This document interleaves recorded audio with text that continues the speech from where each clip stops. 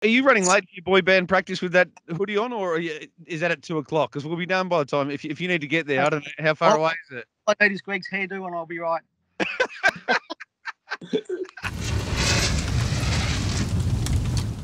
Hello and welcome to Burning Questions. It's a very popular show, this one.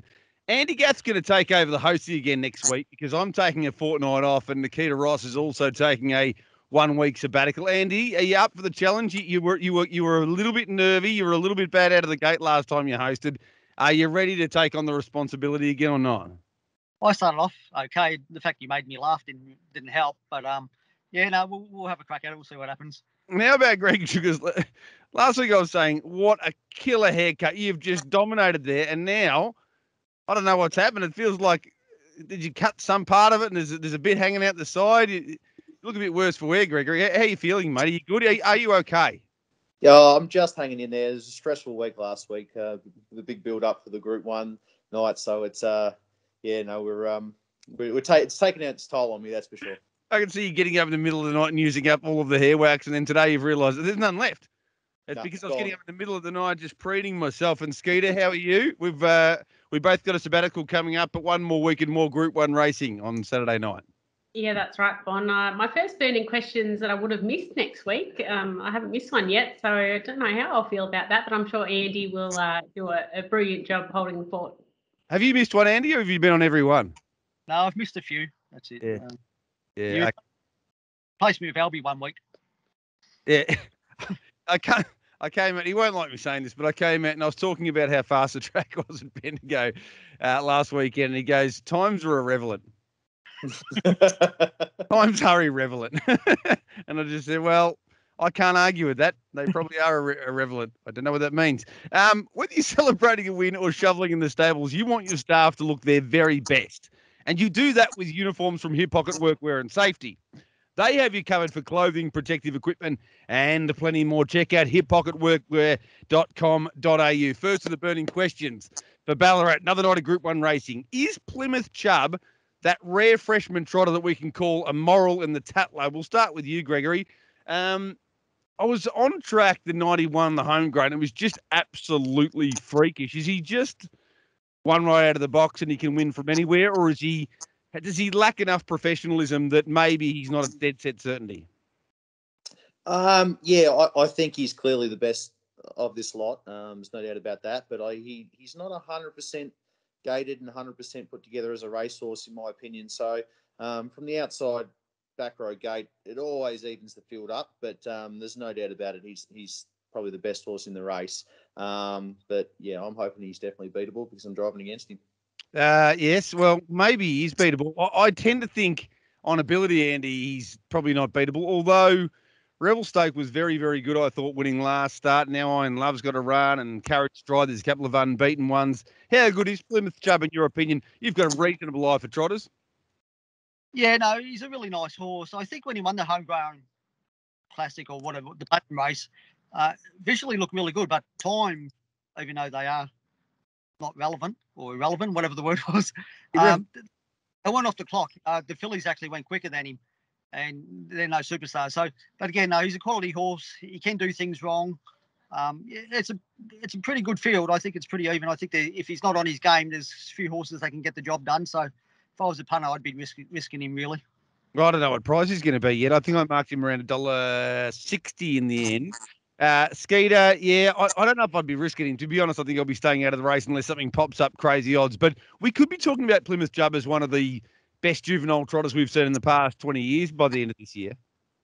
Yeah, there's no doubt he's a very, very nice horse, Bon, and probably the one to beat. But we are a bit later in the season now, and you've got some of these emerging horses. Rebel Stokes really caught my eye, even from that first start, which was quite amazing. But looks a really, really nice horse. And yeah, I don't think we can declare anything immoral in a 2-year-old trot from the outside second row draw. So the horse to beat, and definitely has plenty of ability, but. Yeah, I couldn't call him immoral, especially because he made that mistake last time as well in the score up, got back down and didn't really miss away. But still, the fact that he made that early error just puts a little bit of a question mark there. So the one to beat, but not immoral. Has he got speed quickly, Andy? Because I think in that win, you say it was visually impressive, and it was the way he won because he made the mistake, lost 60 or 70 metres and won, just drawing away.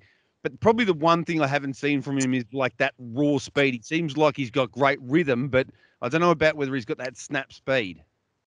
Yeah, obviously, he's very good. I don't think I'm bagging him. Probably should be undefeated, but you just again he's hasn't been in a real great field yet. This is the best field he's ever been in, and he's got the worst draw. So he's going to be up against, in my opinion. But this might be a race where he stands up and just puts everyone to shame. Who knows? Being very careful and diplomatic here, Andy. Normally when he's talking to me or talking about me, there's no diplomacy. Now he's like, I just want everyone to know I'm not having a go at the horse. He's a lovely horse. All right. Question 2. It's brought to you by the Fresh Connection. And, of course, we know about the Fresh Connection. They export fresh fruit to more than 35 countries. I saw Paul Curie right there. 35 maybe think of Peter Dacos. I'm just doing my own thing here. I'm just out loud. Headed up by Damien Glengarry, who is the export manager and does a magnificent job. The Fresh Connection specialise in citrus, table grapes, cherries and mangoes. Summer's coming and so are the mangoes. Freshconnection.com.au. Question 2 is, will Spellbound simply dominate at her Vic return, or will Maajida lift a notch second up tonight, Gregory? I think she will. I really hope she does. No, she's obviously a very high-class mare, Maajida, and I don't think she was disappointing in any way, shape or form. First up, it was one of those races where you're at the back when times were solid up front, and you just felt like you were chasing all the way when I tried to make a 3-wide move, and I thought she stuck to her guns pretty well up the straight.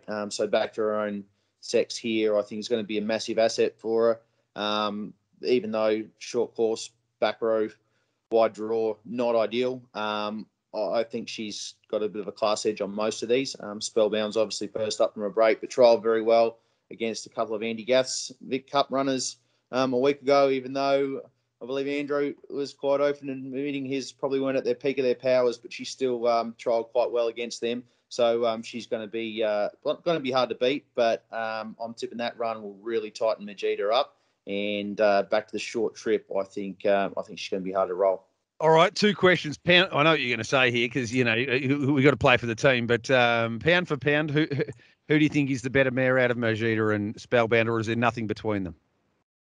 Oh, I'm definitely going to stick with Maajida. I've seen she can race various ways, whereas Spellbound's probably a little bit more one-dimensional in my opinion. But obviously Maajida's, she's a winner of 19 races from about 30 starts and $500,000. So she's very well credentialed. And do we take off as early as possible here, or we sit back and just assess the race and use the Candyman beautiful mind just to assess what's going on, or do we just launch as early as we can? It all depends on what happens around me shortly after the start, and one of Andy's great sayings is it's all tempo related. The way you drive horses. So, we'll be able to get a feel for that pretty much straight away, I reckon. And if there's not a lot of pace on early and I can get forward, I won't hesitate in doing that. Andy, if you don't reference Greg in a couple of your answers here, then it's going to be an imbalance, I've got to tell you. What's your response here? I think just that advantage in draw with Spellbound, but we've seen, in fact, Mitch Sidebottom was the one that really alerted me to the fact Emma Stewart's horses this preparation, first up, we saw what Acknow did first up. I thought, are you okay there, son? Are you all right? You don't look well. And then he's gone bang, bang, bang after that. So they seem to improve sharply, first up to second up this time in those horses from Emma and Clayton's camp. But what are your thoughts here? Spellbound versus Maajida versus the rest? Yeah, obviously Spellbound's got a little bit of advantage with the barrier draw if it gets a good run through, and it did trial really good at Melton. It was really strong on the line on a horrible windy day at Melton, which was a surprise. But yeah, Maajida is such a quality filly. Her runs, she's sat in to death and broken 55 for 2,200 at Melton. She's gone 150 at Menangle. She's such a quality filly and always has been. And you've got to beat her. She's really tough. When you think she's gone, she sort of keeps coming. So I think it's a 2-horse race. I'm probably going to lead just the Spellbound a little bit because of the barrier draw, but I'm sure they'll both be fighting at the finish. And are you running late for your boy band practice with that hoodie on, or is that at 2:00? Because we'll be done by the time, if you need to get there. I don't know, how far away is it? I need his Greg's hairdo and I'll be right. That's one reference, yeah, but it wasn't a good one. Skeeter, your thoughts here? I'm in Spellbound's corner because of the draw, and I love the recent trial. Yeah, that trial was really good, Bond. But gee, I wouldn't discount Maajida. She's such a quality mare, and she rarely runs a bad race. She's just been so consistent over her whole career. So, I thought she was solid first up, and like everyone has said, I think she'll definitely improve this week. Back to mare's grade, so I think she's got a lot of ticks, and yeah, I wouldn't discount her whatsoever. I'm not discounting her. Please don't write this up. I'm not discounting her. I'm just saying I think Spellbound is the better winning chance, and probably significantly so. Question 3.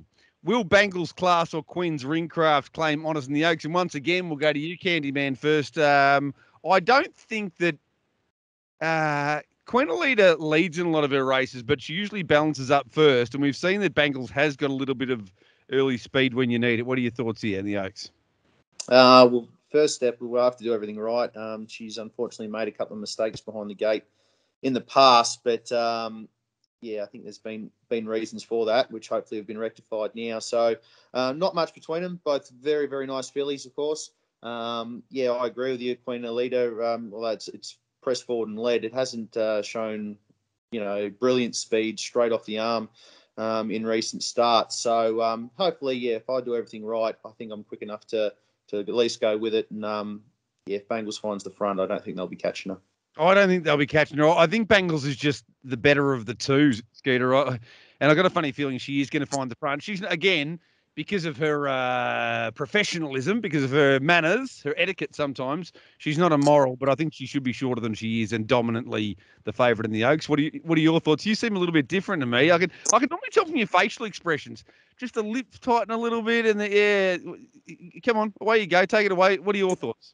No, I'm probably going against you in terms of speed map again this week. I just think Queen Alita probably finds the top, just given Banglez, was a wrong away last time at Kilmore. I just think, just got a small question mark there. So look, I think Queen Alita's a real professional. She's definitely strengthened up and improved from a 2 to 3 year old season, and I think Queen Alita finds the top.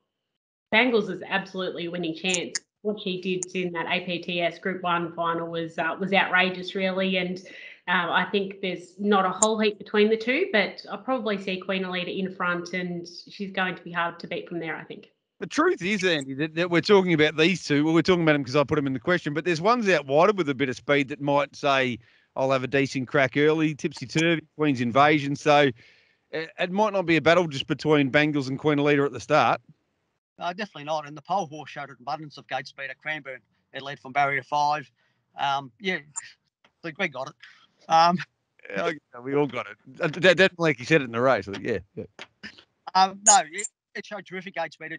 It led from barrier 5 at Cranbourne, and it's probably the first time Snoozers asked it out the gate because it's been a little bit risky. So I'm sure it can be the first leader of abundance, and it can choose who it wants to hand up to if the first one there. So hopefully Banglez does begin well, because I've got Out of Barrow and Ursula drawn right behind it. So I'm sure if Banglez is right in the gate, she can hold Queen Alita early and obviously work to the top. But it's it's a lot of depth in the race, a lot of good fillies, all going well.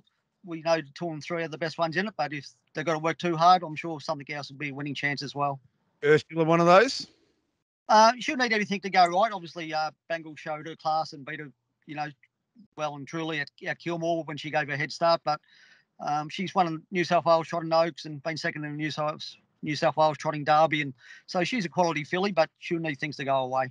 It's a funny old race at the end of the day, and it's great to have Skeeter out in the cold for a change. Normally, it's me out there with no jacket on, undressed, just Speedos in the cold, but you're in the cold here with Queen Alita, but I know you're a Queen Alita fan. Question 4 of the burning questions headed towards the Group 1 meeting on Saturday at Bray Raceway is brought to us with thanks to Felbo Fruits. Specialists in the table grapes world since the 1960s. Michael and Josie Felbo are keeping the tradition going, and everyone loves their grapes. Keep an eye out for Felbo Fruits. You know you love them. Thank you very much to Harness Racing Victoria for sending they sent a care package out to all the employees, and it was just fruit and vegetables. I mean, I didn't eat any of it. No, I didn't eat any. I just handed it over to Desi G, my partner, and said, take what you want. Make yourself a little potpourri. I'm not going to eat this. Surely they could have sent me some Maker's Mark. I've been doing it hard as well. All right. Anyway, that's enough of a rant. Thank you very much to HRV. Appreciate your thoughts. Question 4. We'll start with you this time, Andy. Is Santa Casa set to make a statement in the 50s? First up from a break. Last time he was fresh. He was very dominant, 152.7 over the short. I think he's a pretty nice horse. I think this is his race. Have you got something contrary to say on this one? No, I haven't. I think the 1 and the 2 are generally horses that hand up. I think he's going to find his way to the top. When he does, you can go and make yourself a cup of tea and come back because I don't think much will happen. And he's too good first up. Yeah, I like that. I like it when the cup of tea or the cup of coffee saying is used by others. We'll go to you now, Skeeter, because Gregory starting to get upset with going first. So we'll put him last this time. We'll shuffle him right to the back of the field. What are your thoughts here? I think Santa Casa Beach. It's a funny old front line. Just about everyone's going to go back. I think he goes forward once he finds the top. I think that's probably the end of the story. I agree. Yeah, I think it looks a race where he'll find the top, and there doesn't really seem to be an enforcer in the race. So I think he'll be able to get away with a pretty comfortable time. And as we know, if he does get an easy lead and a comfortable first quarter, it's awfully hard for anything back in the field to make significant ground. So they've got to run a hell of a race to do that. Jellyby Chevy's one. He does go well when he is fresh. We haven't seen him for a little while, and at his best, I think he could absolutely challenge Santa Casa Beach. But he does have that second row, and as I mentioned, if Santa Casa Beach just gets an easy lead, it does become awfully hard. So, yeah, I think he can win first up. Maybe the biggest danger might be Ideals of Magic sitting right on his back. I've been with Ideals of Magic so many times, though. I've gone to war and been killed that many times following Ideals of Magic. I just don't know anymore. Your thoughts here, Candyman? Yeah, I feel a bit sorry for Russell, Jack and Lee Sutton, really, because I think we're all in agreement here. So probably that can't be a good thing for them, I'm sure. But, yeah, he's a very smart horse, and he clearly looks the one to beat. He should be finding the front, you would think. So, yeah, if he's anywhere near his form where he put a few wins together last time in, yeah, he's definitely the one to catch. I had him off the bit and chasing a couple of times at Melton, and he looked like he was really struggling on the turn and just found another leg when he straightened up and got the job done. So, very smart horse in this grade of racing. So, yeah, looks the winner. He might end up being a better horse than, your Perfect Strides and all the rest. Who knows? For Russell, Jack might be the best horse in his camp, though. Blue Delight's acting up a little bit at the moment as well. All right, best bet time. It's time to get stuck into it. We'll start with you, Skeeter. Who have you got for us? Who's your best? I'm assuming we can't say Santa Casa Beach now because the way we're all talking, he's going to start about $1.25. No, better not. I'm going race number 9, Bon. Is that a bit? He's knocking on the door and looking like he just was ready to break through for a win. Didn't happen. Had a few weeks off and then came back and recorded a really nice victory last time out. So it looks a fairly even field, and even from the second row draw, I think he has the class to get it done this week. Candyman, he's looking over at his screen. It looked like he was asleep with his eyes open there for a second. He was just very focused. Who's your best of the night? Yeah, well, I've got all inspired now since you're going against me in the mares race, so I'm going to stick with Maajida. Oh, interesting. My best of the night is going to be Spellbound. That's right, Spellbound. I'm going directly against the Candyman. I think Spellbound, I think they're very similarly talented horses. Maybe Spellbound slightly superior and with a better draw, even first up from a break. All right, Andy. All right, mate. I screwed you with so what tipping it myself last week. So it's your chance to bite back. Who have you got as your best on the card Saturday night at Ballarat? Yeah, no, I've been struggling the last few weeks, so I'm going to probably go one of the better stables rather than my own. I'm going to tip Concealment, actually, in race 2. Ooh. Interesting. Gonna need that little bit of luck, but you can just see a little bit of heat on early. Yeah, I think a bit of speed on early, and I think he goes better if he's not used early and got a good trailing draw. So, yeah, so sticking with him.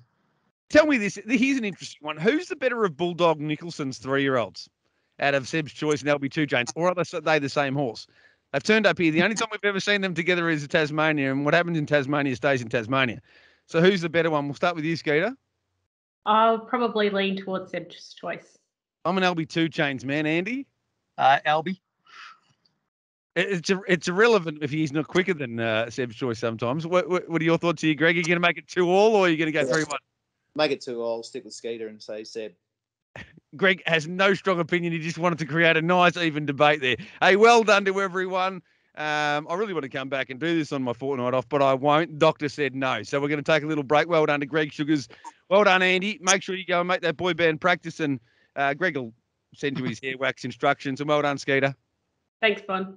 Au revoir. I'll be back in a little while, probably a few weeks. But after this, you'll have Tim O'Connor, I reckon, joining Andy Gath and the crew for more burning questions. Let's find some winners.